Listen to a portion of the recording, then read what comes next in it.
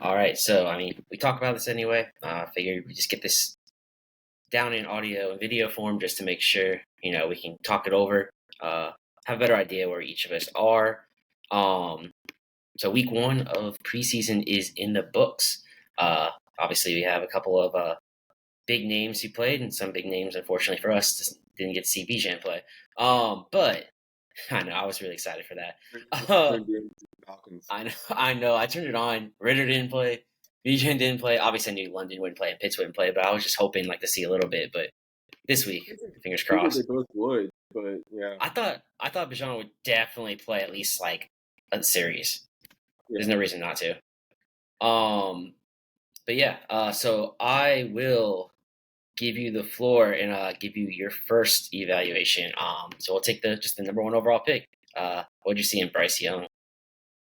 Uh, you know, I saw he was willing to go through progressions. That's like the first thing that stood out to me and that I noticed. He took a snap. He does the little schoolyard quarterback drop back thing. He's taking a step every time. I'm sure they're coaching him to do that, but you see him take the snap and he looks left immediately, and then it's not there, and he scans middle and right and throws. Um, it sucks that his offensive line is Yeah, not it's performing well. terrible. It's Um, terrible. and he wasn't really moving around a bunch, like creating more than he needed to. Uh, but it's probably for the better right now, to be honest. Not trying to do too much while you're still learning everything in your first preseason game. The offense is still pretty simple. Still, like they're probably not even all the way through installing the necessary packages. I liked what I saw though. For all of these guys right now, I'm not about to, write anybody off, but there was nothing wrong with what I saw from Bryce Young. Yeah, no, I mean, I pretty much my main point was overall not bad, but didn't really see him do anything. I mean, it's hard to see him do stuff, especially with that offensive line. That's gonna be a problem for them. I'm sure he'll use his legs, like you mentioned, more as the weeks go on, especially into the regular season, because he's definitely gonna need to. The one thing I did notice, I mean, and it could have been attributed to his offensive line, but like he really only attempted like one or two long-ish passes. I don't know if he probably didn't have time. Obviously, I'm a fan of pushing the ball. So you know, having one long pass which was overthrown, not going to put that on him. It's just one pass, and I've seen him complete the long passes enough in in Alabama. Unfortunately for me, that I know he has that. And then the medium pass that I had written down was like probably like 12 yards, 15 yards maybe max. It was the receiver had blanketed, and he just kind of threw it at his feet just to kind of like a throwaway. At least that's what it Yeah, looked like to me. yeah. I think I'm recalling the throw that you're talking about, and it wasn't a throw that was gonna be catchable necessarily, but it wasn't a Hmm. throw that he put in harm's way. It was just kind of Yeah. get rid of it because I think he was under pressure as well, and Hmm. he was kind of trying to give the receiver a chance, but he didn't throw it in a way that the defender could make a play on, which is actually a good thing, to be honest. Yeah. No, yeah, I mean, it was fine. I mean, we both know what Bryce Young can do, if he has time and with his arm. So I don't think we're really worried. Hopefully for us, though, he's not that good because we have to see him twice a year. Then I guess we'll move over into our second quarterback, CJ Stroud. There you go, 2 for 4, 13 yards and interception. He did run twice for 6 yards. What'd you see in him? You know, once again, not trying to write anybody off from a preseason game, 4 throws or top snaps. Um, and like I said with Bryce Young, they're probably not even halfway through installing their full playbook right now. Or I don't know how much they installed, but it's clear with all these guys that they're still keeping things simple. And CJ, I'm not sure if it's a huge change from what he had to go through, like reading progressions wise at Ohio State versus now in this, zone scheme, run scheme that he has in Houston. He looked hesitant almost. It looked like he held the ball for a long time, it felt like. And he just looked almost like he was not sure of what he was seeing on the field at this point. If that keeps up, that's obviously something to, be concerned about. But right now, it's just like, okay, this guy's just doing this cute wet. And, he doesn't even, he's still learning things. He's still getting used to receivers. He doesn't have as good of receivers now as he did last year. So he's still kind of getting used to things, but he looked hesitant. He looked unsure and kind of slow to go through everything. It's like the whole adage of Ohio State quarterbacks coming into the NFL. People always reference that. Not they should. I personally don't believe just because they have the Ohio State on their helmet, it means they're all going to be the same. But that's something that we have seen in the past. I wrote pretty much my main point was you could definitely see that pressure that they were having because their offensive line was pretty bad too. Their pressure, that was affecting him. Like I could see, like you said, he was holding on to the ball. He didn't seem like he knew what really he wanted to do with it. To me, I think I kind of attributed it to the pressure. He didn't look as poised like as Bryce Young did with people all around him. He looked a little nervous, even though it was before a lot of that. I did note that. Yeah, Jalen Mills kind of like read him like a book on that interception. He didn't even notice him at all. Like he was right in that zone. He was clearly seated right there. It was probably the easiest interception of Jalen Mills' life. I can't even tell who CJ was throwing to on that, to be honest. It was like he thought his receiver was cutting in, but he just didn't cut in. And Jalen Mills knew exactly what he was looking for. I haven't seen any all 22 angles of that throw or anything. Yeah, I'll look for that too. I don't see any out right now, at least as of right now. But I'm curious to see exactly what he was looking at too. Broadcast view, it looks like he throws it, and there was not a receiver within a few yards of where Mills was. So it's just hard to tell exactly what he saw, what he was trying to do there. If we weren't really given an insight to play either, like we were with Anthony Richardson's interception too. So for all we know, the receiver ran the wrong route or something too. But. Yeah, we don't know.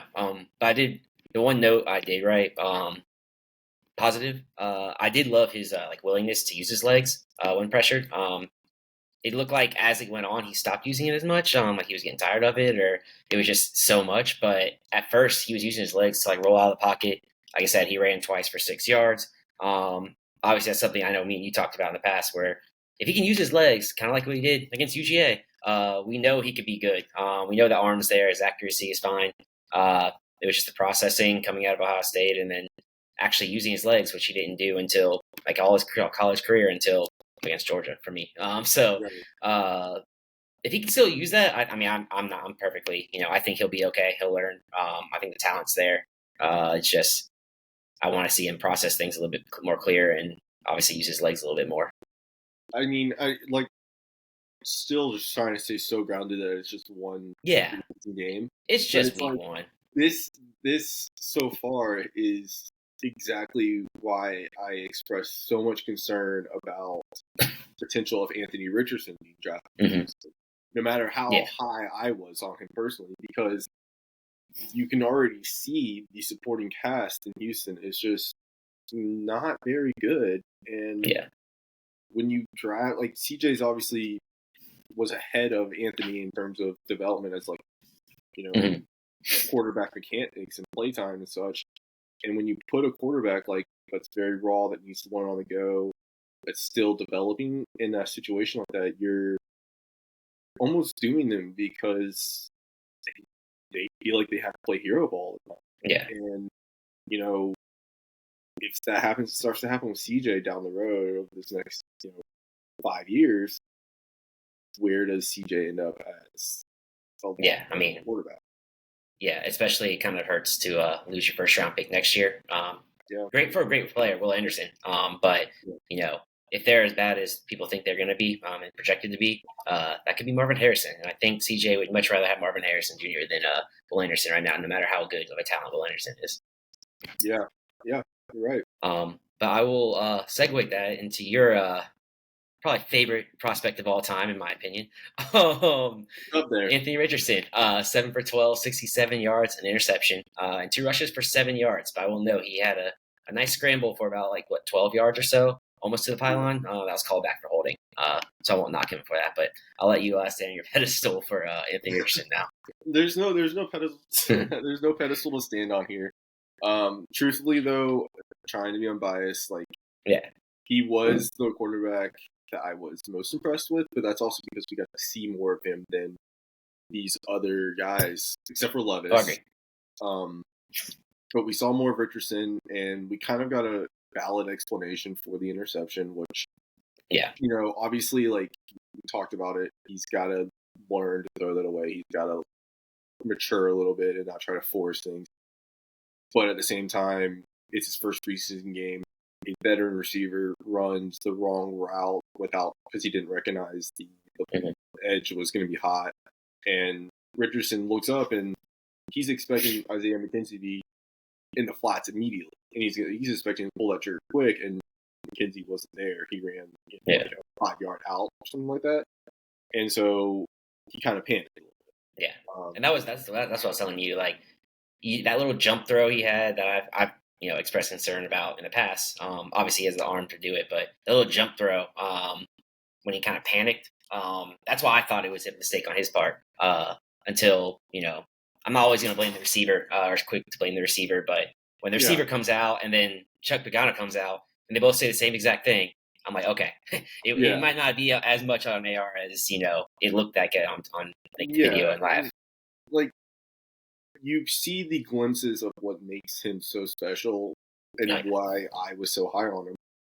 Just with the athleticism, the scrambling, and the drop throw or the drop catch from Pierce. Yeah. I saw that, and the first thing I thought of was just I was actually waiting for you to send me a text message for 10 minutes, and then I finally sent it to you because I was like, if he's watching this, I know I'm going to get a text message here we go again, another drop. Yeah, I mean, like I said, we got to see more of him than CJ and Bryce, so it makes it easy to say he was the guy that I was most impressed with this week. But truthfully, kind of even that one throw is more than we got to see from the other two. So just narrowing down the sample size, but it's so small sample size wise. Yeah. You see what makes him so special, and you see why there was a big. It became bigger as it went on. Let's just be blunt about it. It was very small at the beginning, and then the fan base the bandwagon grew. It wasn't 100% just because you liked him a little bit more. Let's just put it that way. Well, I mean, just nationally, slowly started to see people change their tune from December until actual draft night, and they were like, "Okay, we get it now." Yeah, I mean, even for me, really I like to joke around with you a little bit sometimes in front of other people. So, I maybe wasn't playing. I was playing into it a little bit. But I told you, especially after college football season goes, because obviously I'm a Dog fan and he's a Gator. So it's hard for me to like him and look at him objectively. But once he takes off, the blue and orange, and I can actually look at him and I know that he lost to us. I can kind of evaluate it. And then I started seeing some of this stuff, especially the breakdowns you'd send me, or this guy, clear pass here. This guy ran the wrong route, and obviously you found pretty much guaranteed data that he did run the wrong route. So then I was like, all right, I can't really argue with that. I just, like I said, I don't like to blame the receivers as much, but exactly. Especially because I don't know the play. I also am, not into the X's and O's as much as you are. So I have to kind of, take the back seat there. But it's just one of those things where, he showed that he has talent, especially just naturally gifted talent. I mean, you can't teach that stuff. You can teach, you can somewhat teach accuracy. His accuracy isn't that big of an issue. It's more of just, to me, I've told you in the past, his touch. And he had a nice pass, about 15 yards over the middle of the field, over a linebacker in front of a safety to was it Grayson? one of their tight ends, one of their like 30 tight ends they have. There's a nice touch pass, a little high, but you had to make it a little high, or it'd be intercepted by the linebacker. So I don't really care. But there was a few of those passes, in that like 5 to 8 range that he threw a little high. Now it could have been just adrenaline, his first NFL game. He only played 11 college games on the big stage, so like he doesn't really have that. Yeah, so like it's like when you play in front of that many people, even if it's a preseason game, like you're gonna get hyped up. If you only did that 11 times in college, like you're still relatively new to like the lights and being in front of a national audience. Like, and obviously he did he balled out at Florida for what he could do, but I think it was a little bit of adrenaline thrown a little high because you saw like there was some nice throws in between some of those 5 to 10 yard shorter passes that he his arm kind of overthrew. I don't think it was like his accuracy as much as his just arm strength where the ball just flew out of his hand. Well, so the common theme for me across all these debuts this week that I was thinking of is that you're seeing things we knew who they were essentially, or as prospects. We knew going in Richardson had these mechanical issues with his footwork and his base that contributed to airmailing some throws at times. So, yeah, like he missed high sometimes, sure. Yeah. But we knew that. We knew that was going to happen.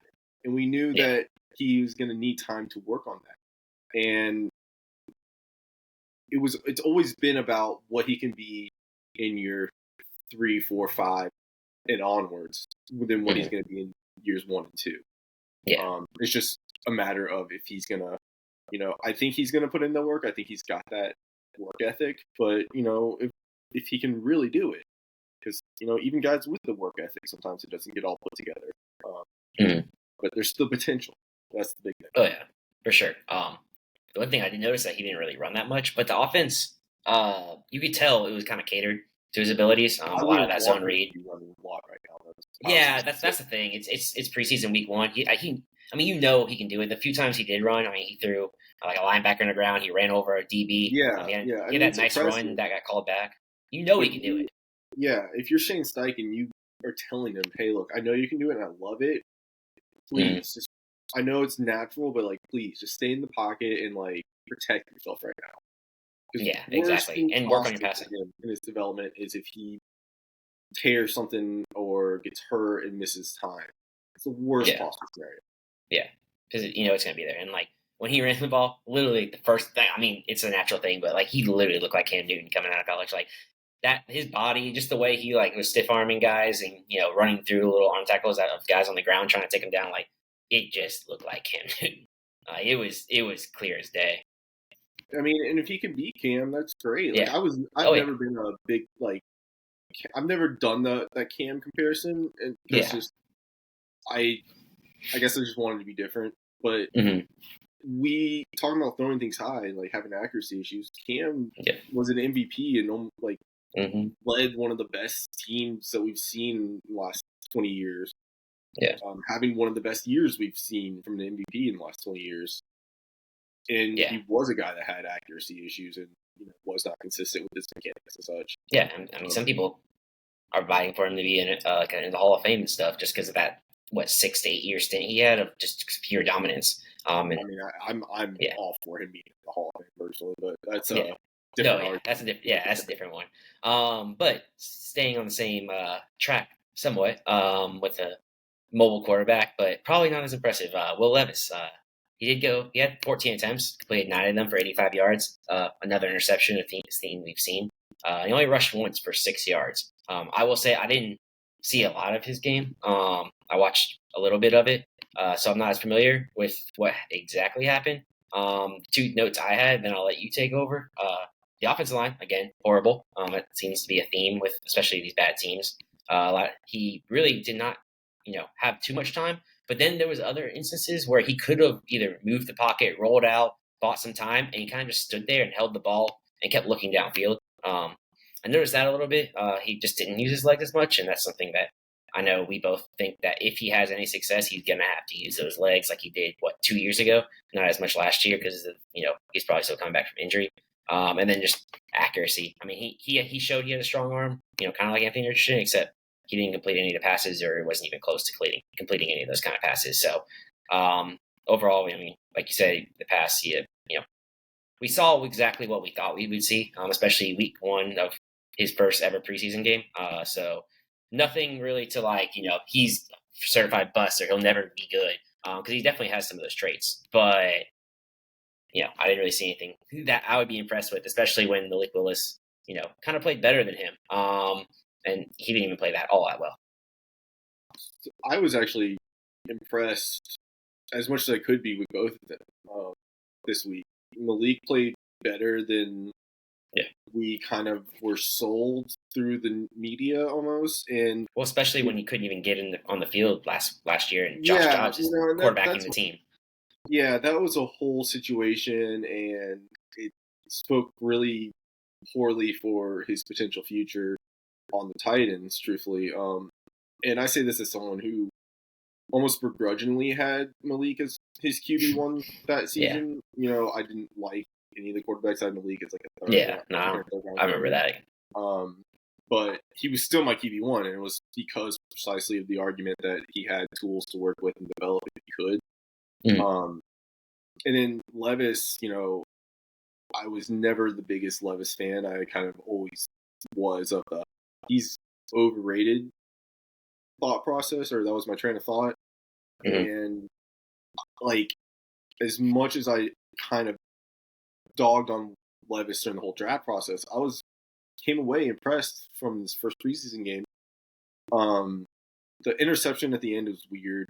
Yeah, I don't know what he was going for there, and I don't know what was supposed to happen because it was like a Hail Mary type throw. Like I don't put the interception on him. Anyone could have thrown an interception. Situationally, he didn't need the Hail Mary because I don't there was still a minute and a half left in the game, and I don't know what down it was off the top of my head, but I believe there was another down to play. If he just throws it away or something. So I don't know what he was going for because the broadcast view does not look like there was just anybody in the area. Yeah. No, it looked odd, especially, there was, like you said, there's no one in the area. He just kind of threw it straight to the defender. Yeah. That's why it looked like one of those Hail Mary type throws when it wasn't really necessary. But overall, it was kind of, what I've been saying all along with all these other guys is that the offense looked really simplified for him. He's just kind of getting used to it and stuff like that. You can see that he's getting the snap and he's, looking at his read and just making these short throws where they need to be right now. Mm. And you can see some examples of him doing a little bit more where he finds the pocket and still delivers the throw and stuff like that. It was encouraging as much as it could be for someone who is not as high on Will Levis and his potential as a franchise quarterback. So I kind of liked what I saw, but it's preseason. Yeah, I mean that's fair. I mean, it's a surprise just because you're so low on him. I mean, I'm low on him as well, so maybe I just still have that negative thought process when I look at him. It was surprising when I watched most of his snaps and more of a cut up form, so it's really quick over and over again. And then I went to write down what his stats were, and I saw he completed 9 of 14 passes, and obviously that's not too great. But after watching it, I would have thought it was 5 of 14. Honestly, yeah, that's fair. It just looked like that. So I'll probably have to go back and look at that. But I did see a couple of those throws that you were talking about, where it was kind of he just did what was necessary. Trying not to make a mistake. And that's something that personally for me, obviously, I'm not in that situation. I never was, never have been, never will. So I can't say I wouldn't do the same thing, just trying to do what needs to be done to keep a job. But I'm a fan of, the guys that are willing to risk it, push the ball, take some chances. I get what you're saying, but if you get a play call, if you're a rookie, you get a play call and the primary read on the play is a 4-yard out route or something like that, and you hold it and this guy's open and you try to chug it deep, you're in a worse situation than if you just threw the 4-yard out route. Yeah, and that honestly, that sounds like something like Malik. That could have been why Malik Willis didn't see the field last year. He could have been trying to do too much with his legs or with that arm that everyone was going crazy for in the pre-draft process. So we don't know, but that's just as a fan, I like to see that. And you'll see a little bit of that goes to that in a little bit. But so that kind of does it up for the quarterbacks for now. I'll move on to running backs. I will hit on Zach Charbonnet real quickly, just because I know you didn't really watch him. You didn't get to see any of the snaps. I He only saw had him run Lewis over a couple times. yes, yeah. Him and Levis were going at it. I think they had like 2 huge collisions. But he only had 4 for 14 yards, 2 receptions for 14 yards as well.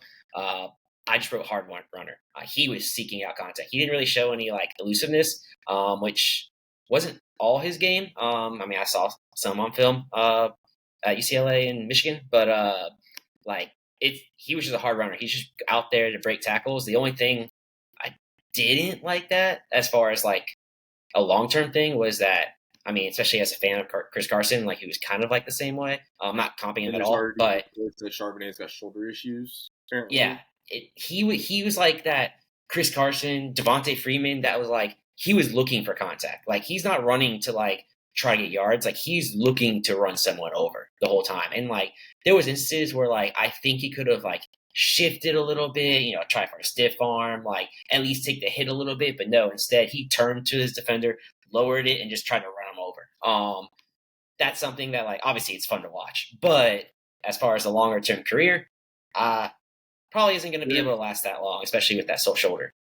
So, like in a soft transition, it's concerning for me personally in a lot of ways because I'm heavily invested in Kenneth Walker in Dynasty. Yeah. And I love Kenneth Walker. I loved Kenneth Walker as I thought he had a great rookie year. I'm a big fan of him.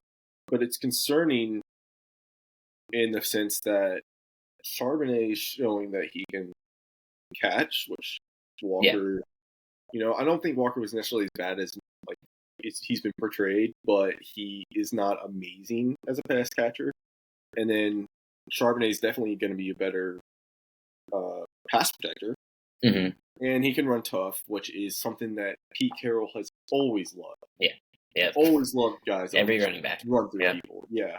And they get the ball too, which is like I love Chris Carson, mostly because of fantasy reasons, but he just produced. And yeah, he was a hard runner. And at some of those years that he was the only guy, they would have a committee of, backs that rotated after him, but he was the main guy. But like Pete fed him the ball and Pete fed Lynch the ball. And, there's a model kind of there that who they like what kind of running backs they like. There's an exciting idea or the prospect of there almost being like a thunder and lightning type of duo, almost like Mark Ingram and Kamara back in the day, or Freeman and Coleman weren't necessarily thunder and lightning, but you get what I mean. Yeah. DJ Duckett and Wart Dunn is a thunder and lightning duo that everyone can love.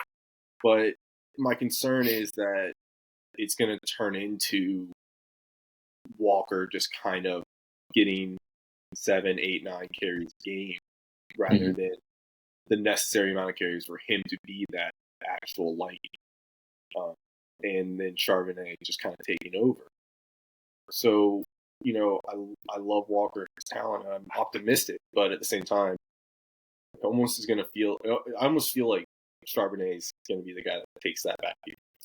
Yeah, I mean, I can definitely see there'll be instances where like Charbonnet might get 12 carries and like a couple, targets, and then Walker will end with like 9 to 11 carries. But then I think there's going to be plenty of games where Walker gets 15 carries, 16 carries because he's just on a roll. I don't know if he'll ever get that like 20 plus every single game. I'm sure he'll hit that a couple times, but there's just something going on with that backfield because like kind of like what you were saying. Charbonnet, I mean, he looked good in pass protection. I will say that. And he's obviously the better receiver.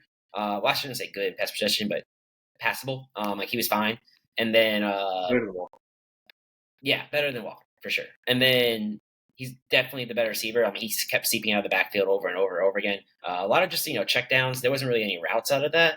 But the willingness to give him the ball. So I wrote literally third down back with a question mark. And he's a big third down back, but that's something I can see him fit that role. But then, like you said, he's also, he seeks contact. He's a hard runner, so he's not the typical third down back, like a little scat back that you would think. So it's kind of weird because then they also I know Pete Carroll, and obviously I've known DJ Dallas since like his recruiting because he was going to go to Georgia as a quarterback. But like DJ Dallas is still on the team. He started the whole preseason game 1, which obviously doesn't mean too much, but he's going to be on the team. Like he's been on the team for years and he just knows the offense. He'll probably get some touches every now and then too. I mean, obviously I like Kenny McIntosh because he went to UGA, but I know he's not the most uber talented that he's shown on the field as of right now. But he could be the best pass catcher of them all. And if he finds a way onto the field, that whole backfield is going to produce like crazy. It's just as far as fantasy reasons. I mean, obviously, I want Kenneth Walker over all of them, but there's gonna be games where he's maybe the second or even third best back. I mean, the guys I want on that team for fantasy, truthfully, are Tyler Lockett and JSN. Yeah, Lockett's already shown that he's got great chemistry with Geno, and then I really, I love DK, but I really think JSN's going to come in and produce, and he's going to be the safety blanket type of receiver out the slot, because they didn't really have that as much last year, and it hurt them in a lot of ways. Lockett obviously had a great year. DK had a good year, but JSN's going to, I think he's going to produce a lot. He's going to be a move the sticks type of receiver for them and get decent volume. Yeah, I can see that. I think DK will still get the shots, obviously downfield, and I think he'll and he's just naturally so gifted that he'll get the ball, break a few tackles, run for a touchdown, like a 60-yard touchdown, and he'll get him the ball. But like the volume wise, I think we're going to see volume focused through the other two receivers more than I can see that than DK. DK is going to be a lot of 3 catches for 66 yards type of game. Yeah, I can see that. And then I'll move to our last running back for right now, Jahmyr Gibbs. 6 rushes, 19 yards, and 1 catch, but for 18 yards. What'd you see out of him?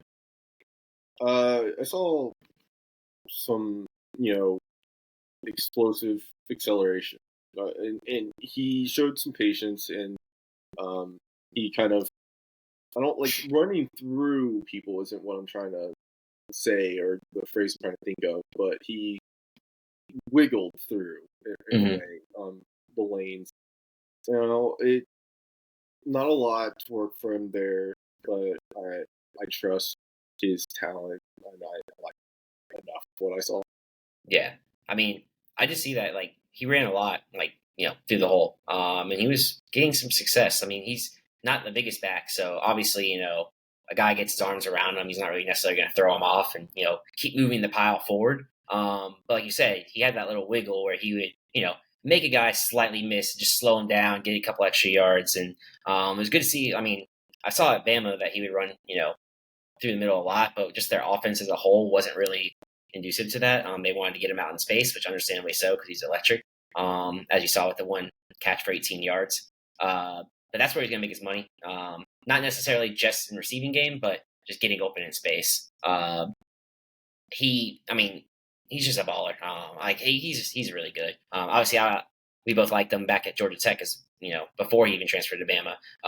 We knew there was something there. Like I was excited to see him play versus UGA at Georgia Tech, but he sat out and then transferred. So he was dealing with a little bit of injury, and I think he was just trying to save his body because he knew he was going to a bigger, better program. But like his pass protection also was just like he was seeking out contact and just throwing his body at guys and like stonewalling some rushers, and it was kind of impressive to see. Like obviously he can only do so much, being barely 200 pounds, but like he was getting after it. He was getting after it, and I was quite impressed because like I didn't really watching a couple Bama games, and I'm not really watching for his pass protection. I want to see, how Bryce Young's throwing the ball and he's doing well, and hopefully they're both losing to Georgia. But they that pass protection was that it was just something I had to write down because I was like, it's actually quite impressive, like how he was just throwing his body into people and like actually blocking them.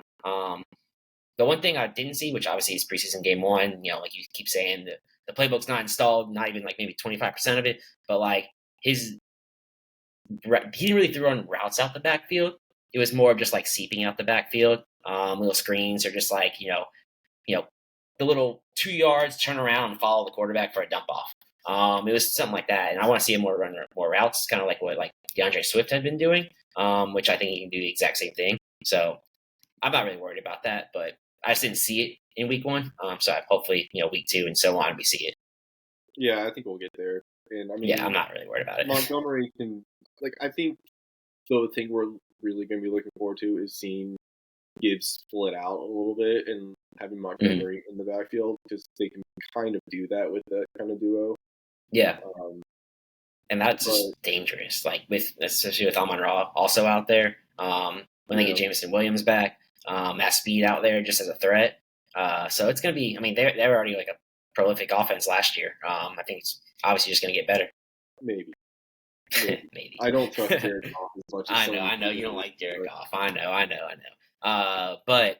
So I will move. We don't really have to talk about Jordan Addison too much. He only had 1 catch for 22 yards. It was a nice little sliding grab. Then he had that one diving, toe tap. That was probably a catch. Yeah, the non-catch, even though I think it's probably a catch. But it is what it is. I just had to see that.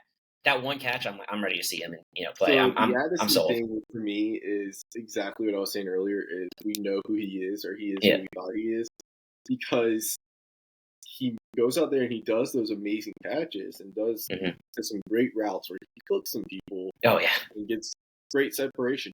But he also does, if I'm recalling correctly, he had a target. It was a short throw, and he gets his hands on it, but he faces a little bit of contact and he dropped it. And it's exactly par for the course of what we saw in college from him, in that he can go out there and do these great things and has all these skills, but the play strength and the drops are there still, and they're still a concern.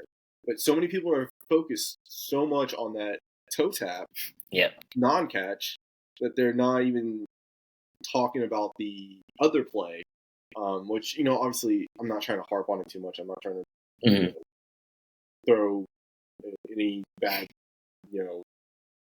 will towards Addison. I still like him. I still think he was a good wide receiver prospect. But that was honestly the first thing that I thought of. Was nobody's going to talk about how he's the same guy still almost, but she should be still the same guy.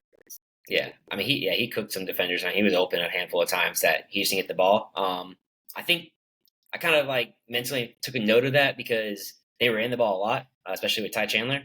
He was actually killing it, which I completely forgot was a person until yesterday, 2 days ago when I watched it, and they kept running the ball, and I was like, why are they doing this? And I was like, oh, they're definitely trying to figure out life after Dalvin Cook. They don't have Dalvin just to hand, they know what he's going to be, 20, 24 touches a game. And I was like, why do they keep running the ball?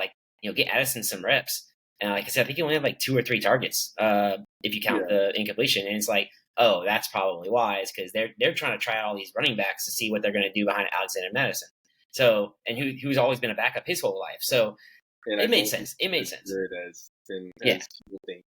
Yeah, no, I'm in the same boat with that. It's just funny still because people focus so much on the highlight reel non-catch for Addison, and then for Quentin Johnston, who's a guy I was very low on compared to consensus, and they focus so much on his drop that was it was a difficult catch to make. He's got to make a catch. He knows he's got to make a catch. You can see that in his reaction. But people focus so much on that drop, and then kind of pass by, not giving him credit on the touchdown, which was kind of a simple little touchdown, but people kind of jump to the conclusion of Quentin Johnston can't catch. Yeah, he had a nice little release on that, and that's a perfect segue because Quentin Johnston is the last guy I was going to talk about. 3 catches for 10 yards, but a touchdown. The biggest thing I wrote, obviously I'm in the same boat. I wasn't a big fan of his, but I'm a big fan of being tied to Justin Herbert. And that's the difference. And also having Mike Williams and Keenan Allen, who are both getting up there. And I'm obviously a Mike Williams fan, but I understand his role and I understand his injury history. So I'm not saying he'd never be the wide receiver 1. Yeah, and his age. So it's it's just one of those things where fantasy wise, I actually would draft. I think I drafted him in a handful of best ball leagues, just because I'm he's gonna get some yards, especially his bread and butter is just going to be that crossing route, like a slant over the middle, take it and run, like vintage Julio Jones type. Not saying he's been vintage Julio Jones, but you know what I mean. Like get a little like 7-yard slant over the middle, get the ball, and then make a move, that little patented spin move he has, then just run for a touchdown. Like that's where he's gonna make his bread and butter. But the only problem is he's 6'4", and the biggest thing was that drop. I'm like, if it's the same drop I'm thinking of, the DB was my height, literally my height, and he couldn't bring it down. And it's just hard because it was like he's running downfield and the ball coming over him, so it's like this. Yeah, it's a hard little basket catch. Yeah, no, it is, but he should still bring it down. yes, especially like that's what he was billed as, is this guy that is a bigger alpha type receiver.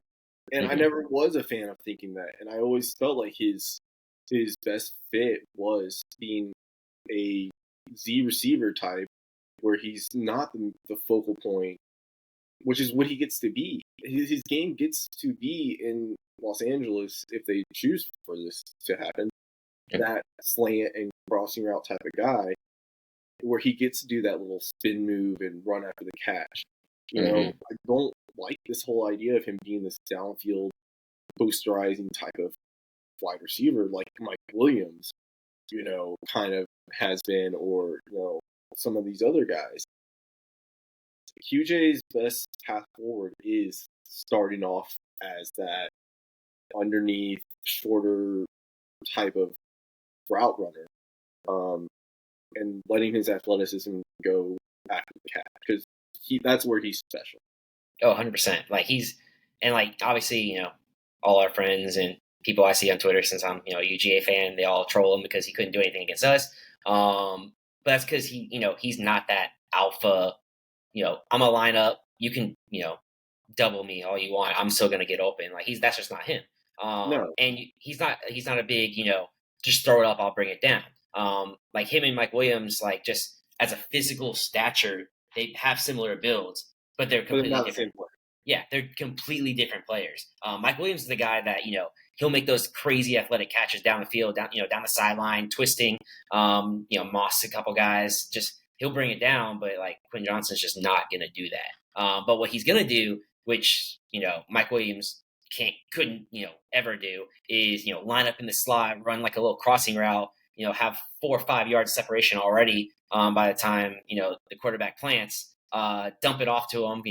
Little 3 yards out of front of the line of scrimmage, and then he creates 50 yards of after the catch, and even runs in for a touchdown. Like he's gonna do that, which is why, like, for fantasy reasons, like I like him, but as an actual like player, we kind of align. I think you actually lower on me than I was coming out of college, but like he's just not ever gonna be what people are like making him out to be, like the prototype, just because of how he looks.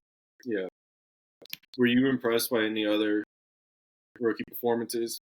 Yeah. I have a couple names, so we'll just go back and forth, because I'm sure some of them is going to be it. I'll start off with like the most obvious one, Dorian Thompson-Robinson. It's just obvious. You have to mention him. 17 for 21, 184 yards, 2 touchdowns, 9 rushes for 47 yards on the ground. Obviously, that's through 2 games. He did play in them in the MVP game, the Hall of Fame game, as well. But like, I know we talked about his talent before at UCLA. We never thought he'd be like, anything a lot. I thought, like, if he can get into an offense that has a mobile quarterback, he could definitely be the backup, like the Tyler Huntley to Lamar Jackson. Someone who can go in. Yeah. He's not going to lose that many games for you because he can run the same offense. So, wide receivers, running backs, offensive line, they're all still going to be on the same page. It's not like you're bringing in Josh Rosen after you have Lamar Jackson. Like, it's just not going to happen. PTR is exactly kind of what you just said to me. I always was a big fan of the idea of him being a backup to Lamar Jackson. Yeah, that's Watson. who I thought. That's who I was hoping actually he went to. It's Baltimore.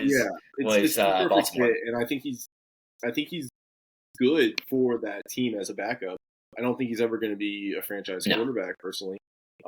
He might get a shot like what we thought Tyler Huntley might get after this year I never thought Huntley should be a franchise guy either. Well, yeah, but Baltimore putting Yeah, I know, but Baltimore putting like a second round tag on him, so Yeah. like you couldn't even sign him for that. Like obviously they know he's a little prized, and he might be like competing for a starting job somewhere if they didn't do that Yeah. after Um, last year, of course. I think DCR is showing a lot of good quality, so as much as you can in a preseason game. Mhm. The first guy number one Yeah, is going to be Keon White. yeah, He kind of stood out to me. Just giving a shout out to yeah. not offensive players. No, Keon White. I saw the hit, and I saw the hit, and that you're the first person I thought of. I was like, Yeah, what was it, the fumble? They caused a fumble with that hit. I was like, oh man. yeah. He played well. He stood out. His name was Poppin, which is not easy to do on defense. Hmm. But going back towards offensive fantasy guys, Roshan Johnson impressed me. He looked exactly like what I thought his role should be and what I hoped his role would be. And it's this kind of bruising, move the six forward type of running back that can be once again a thunder to Khalil Herbert's lightning.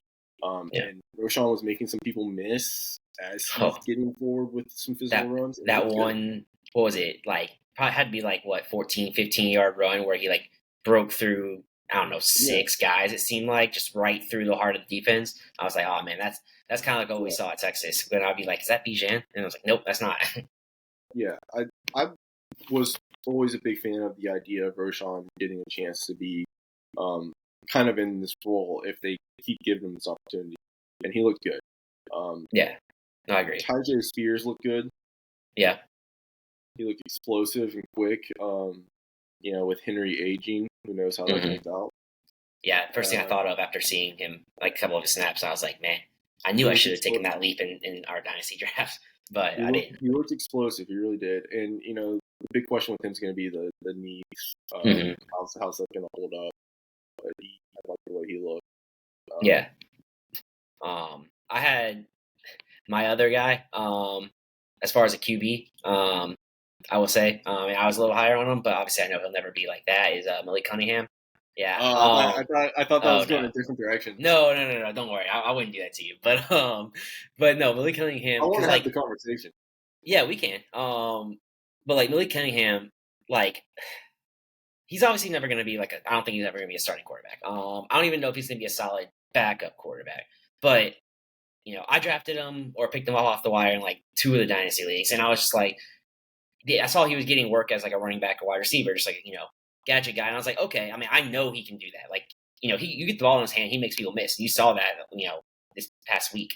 But I was surprised they gave him a run at quarterback, and I mean, 3 for 4, 19 yards, nothing to write home about. 5 rushes for 34 yards, and a disgusting touchdown run.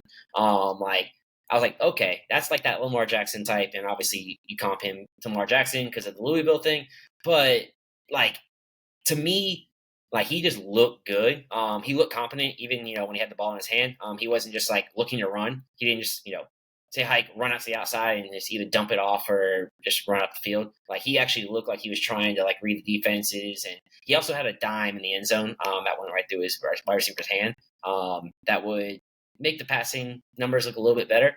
But the reason he's like one of my biggest surprises as well is because one, he was getting those reps at quarterback, albeit the end of the first preseason game. So like it's guys that USFL guys, XFL guys that are just trying to like maybe show a glimpse to make I'd be the last roster spot on a team on special teams. But regardless, they're still professional players at that moment. So he was doing well, and he just brings that extra dynamic that like we obviously know Mac Jones and Bailey Zappi can't.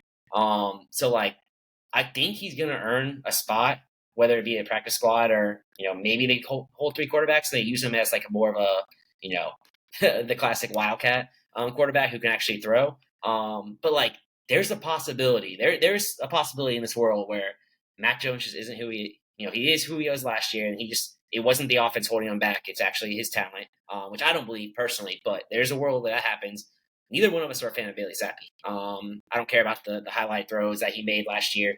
We with our friends we were trying to battle that because like he would make one throw and then he'll make 17 bad ones. Yeah. So like there's a world where I can see New England being like a bottom team. Mac Jones isn't who we thought he was. Bailey Zappi got a little bit run. He's not showing anything, and they just trot out Malik Cunningham like, let's just do it.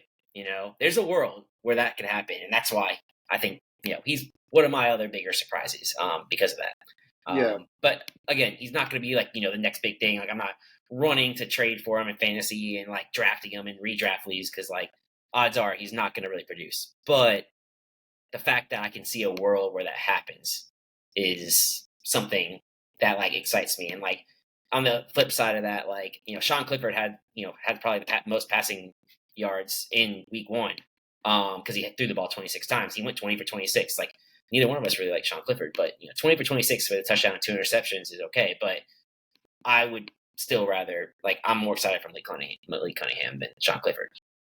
I truthfully didn't get a chance to watch Cunningham at all.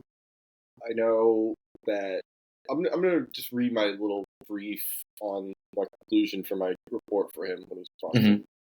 Cunningham is an electric playmaker with the ball in his hands and can effectively use his mobility to create. His arm strength is just not there to play quarterback in the NFL. A lack of velocity on his throws and subpar processing skills make it hard to believe he gets drafted to play quarterback. His best path forward may be a position change. Yeah. And, he may be proving me wrong already, but I still am going to stick to my guns on this one and say, let play slot receiver or just play receiver. Yeah. No, I can see that. And let yourself be Antoine Randall, Hines Ward, Mohamed Sanu, Julian Edelman, all those guys that were college quarterbacks, played receiver in the NFL because they're great athletes, and then got to show off a little bit on some trick plays here and there. Mm-hmm. And I agree.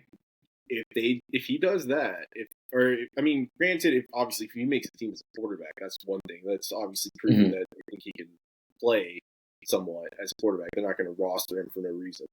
But I want to see him be a wide receiver if he's not going to be a quarterback. Yeah. And for all we know, he could, they can give him some reps. Now that like Mac Jones and Bailey Zappi are actually probably going to play week 2, week 3. I'm not really up to date with the New England beat writers, but I'm assuming they're going to start playing in these games. They should. I would really assume. I would hope so. So I think it's a safe assumption, barring injuries, of course. But like we might see, Bailey Zappi run out there with Malik Cunningham in the slot or out wide, or even in the backfield. We don't know. We don't know what Bill's got up his sleeve. I didn't think he would actually get some run at quarterback, to be honest. So I'm already surprised. And then I'll go with my last one, and then we'll move to your last one. Mine will be a duo, Puka Nacua and Stetson Bennett. Just because they play on the same team, I'm gonna group them together. Puka's got he's got to be one of the biggest hype guys in fantasy Twitter I've seen. You know how fantasy Twitter always tries to find like the low drafted guy who's gonna become a star. This is the guy that I kept seeing. 3 catches, 32 yards, and a touchdown. To be honest, he looked like an extremely reliable guy that could turn into like a wide receiver 2 or 3 for a team, non-fantasy for a team. Like a Tyler Boyd, like now type person where it's like he's reliable, but he's never going to be your star. He's never going to probably be your second star. But he's going to catch the ball. He just shows some nice body control with some of his catches. And there was a couple of times where he made the defenders whiff when they were in a man-to-man coverage. Like he just lost them immediately. But then the other half of the deal, my boy Stetson. Shout out Georgia, back-to-back national champions. But we talked about it as we were playing. Like we were texting back and forth, and it was like he obviously came into the game. He has a load of confidence now. How can you not? And then he tried to play like he played at Georgia, where the talent on his side of the ball is going to be, at least 2 times better than the talent on the other side of the ball for most games. And he saw quickly that that's not the case.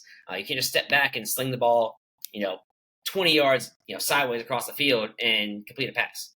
He honestly had 2 drop pick sixes, and on probably within his first 4 throws, 3 of them. He had 3 turnover-worthy throws. Okay. For Pro Football Focus, which is the most quarterback last week. 100%. And that's something, we saw at Georgia. There would be plenty of times where there'd be like those, oh my God, like, especially as a fan, like, I'm like, oh, oof. It'd be a drop catch, or like the receiver would reach back and like, bat the ball to the ground. There's a couple of those. So like, that's going to still happen.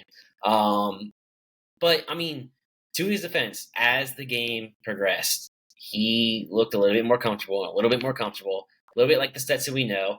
He tried to do the whole moving the pocket thing and running around that he did at Georgia.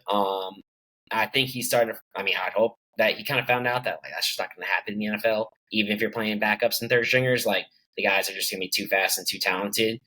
There's a couple of times where he did a little like spin move out of the pocket, and like at Georgia, you'd see him go around the corner and scramble for 8 yards out of bounds, and like he would have if he had kept going without throwing the ball, it would have been like a sack for about 7 yards. And he had 2 throws, I want to say, that he did that, and instead of just throwing the ball away, he tried to fit it in like the smallest window, if there was even a window. Because there was one pass that was like to the front left pylon that I don't even see how he saw a receiver.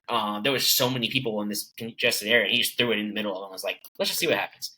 But like overall, I mean, he had a solid, day when you look at his stats. Obviously, he's not going to try to be the starter this year. And I mean, I think he's kind of delusional. I mean, I think it's delusional. I mean, barring Matthew Stafford's health, of course. But I think it's, I'm more of a reasonable guy, and I don't think that he's like the future quarterback that people, hope he is, whether it's Rams fans or Georgia fans. I think he has the talent, or like the mental talent to do so. And I think he has the confidence. And that's the big thing. It's like Stetson Bennett has confidence. And, no one thought, obviously, the whole story with Georgia probably would be a movie at some point in his career where, like, they show his walk-on, show his junior college, come back as a walk-on, finally earn a scholarship, beat out 5-star after 5-star after 5-star, and win back-to-back national champions. So, like, it's just going to happen. So, you can't put anything past him. You can't put anything past Stetson Bennett to, become a starter for the Rams. You just can't. As of right now, I don't see that coming this year. I'm not a big fan of Stetson Bennett as a talent personally. I think it's made worse by the constant hype that Georgia fans love to give him.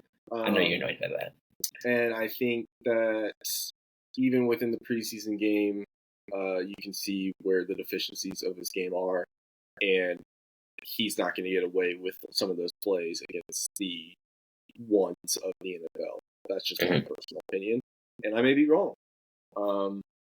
But we'll end it on the last guy that I was impressed with, and he was a favorite of mine in the pre-draft process, and he fell pretty far in the draft compared to what I felt like he should be. I feel like I should know this. My guy would be Ivan Pace Jr. for the Vikings. Yes. How did I forget? He was a big favorite of mine.